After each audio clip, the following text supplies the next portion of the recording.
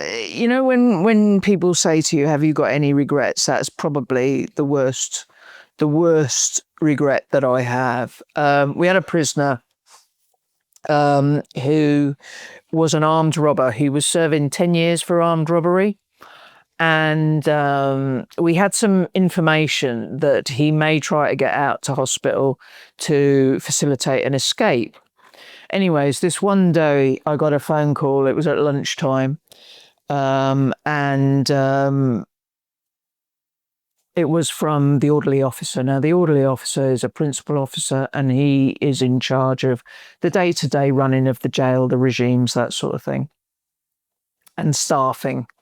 And he said to me, "I've got a prisoner on," it was E-wing. That was it, E-wing, and he's writhing around or pretending to writhe around in agony, and the doctor says he's got to go out. So I said, "Who's the prisoner?" And he said the prisoner's name. And I said, "I'm sure that name rings a bell with me. Just hang on a minute, I'll phone you back." Rang down to the security officer. I said, "Can you tell me any information we've got on whatever he was called?" And the officer I spoke to said, "Yeah, we've got an information that he's trying to get out to hospital. He's going to try and get out to hospital to possibly facilitate an escape." I said, "Okay." So I got back to Andy, who it was, and I said, "We think he's going to try and get out to hospital to facilitate an escape." So the doctor, I said, "I want to speak to the doctor." I happened to be duty governor that day, and the doctor was adamant that he was going out to hospital, that there was something wrong with him, that he was writhing around in agony, complaining of stomach pains. And I said, "Look, we've got this information that he's going to try and get out to hospital." And that doctor said, "I don't care. He's got to go out to hospital." And in a jail, you know, life has to take precedence. And in part, I can understand his thinking, because if the prisoner had, you know, died and he refused to send him out, then it would have all gone back on him. But obviously, he looks at a prisoner as a patient. I look as a prisoner as a prisoner.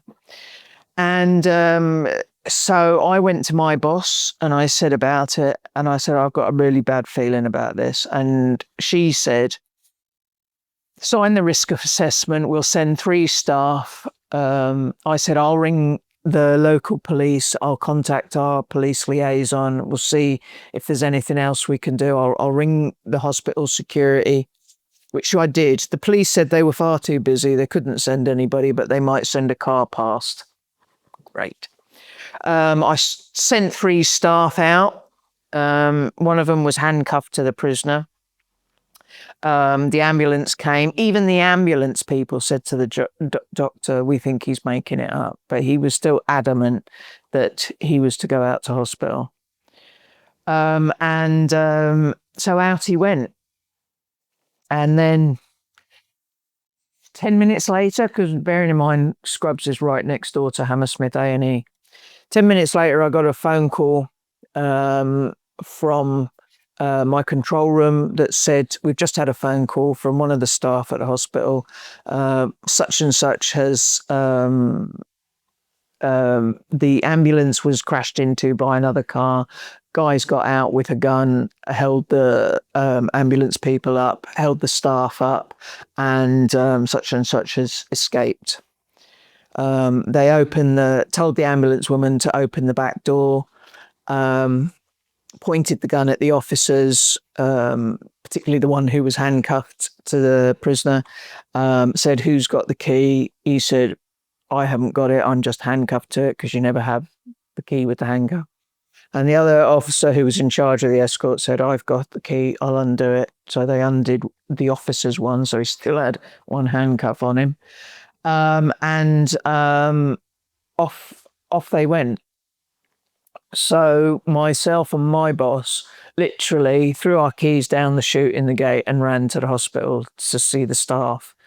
And when we got there, the ambulance woman who'd had a gun held to her was in pieces on the floor. The security guy who'd run out, who'd also had a gun held to him, was in pieces on the floor. The three staff could barely speak. They were so traumatized. And, obviously there was a big investigation, and it was all sort of, I think the doctor lost his job because he just wouldn't take advice even from the ambulance crew. And he got quite shirty with me about the fact that I was questioning his authority, and I wasn't. I was just trying to, you know, appease everybody, I suppose. But the long and the short of it is, these sorts of things, nobody knows until you've had a gun held to your head what it feels like. Nobody can preempt how you're going to react.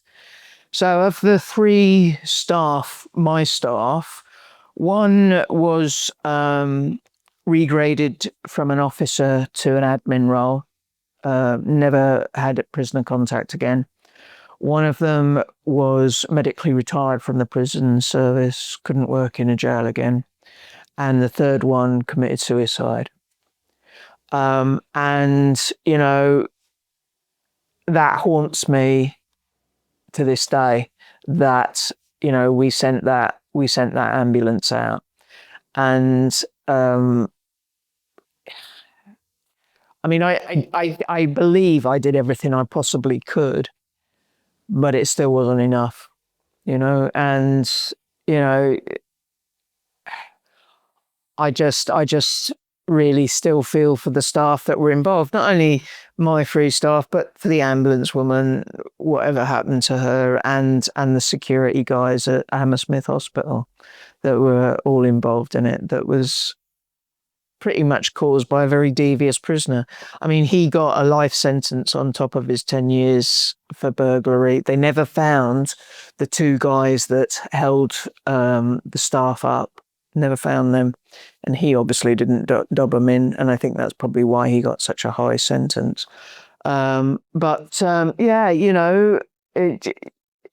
It's easy to become very complacent in a jail, but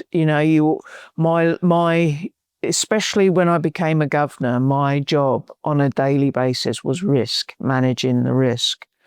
And there are always those who will try and take advantage in the strongest possible way, which he clearly did.